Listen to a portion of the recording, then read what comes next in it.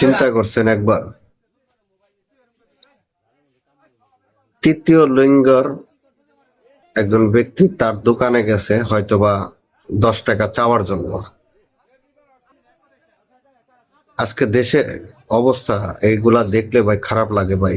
একজন হিজড়া মানুষ আপনার দোকানে গেছে, আমাদের দোকানও আসে বা আমাদের আশেপাশেও আসে, আমরা হেল্প করি, 10 টাকা দিয়ে দিই। এই জন্য এইভাবে আপনি আগুনের লাঠি দিয়ে তারে এইভাবে মারবেন, এত বড় ক্ষমতাশালী হয়ে গেছেন আপনি।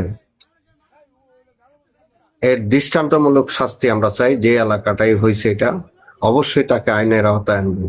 সে তৃতীয় লিঙ্গের লোক বা মানুষ, তাতে কি হয়েছে?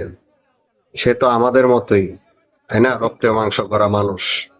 তারা এইভাবে আপনারা টর্চারিং করবেন আর দাঁড়ায় দাঁড়ায় সবাই দেখবেন, এই জিনিসটা একেবারেই আমাদের কাছে কাম্য নয়। আমরা লজ্জিত বাংলাদেশের একজন সন্তান।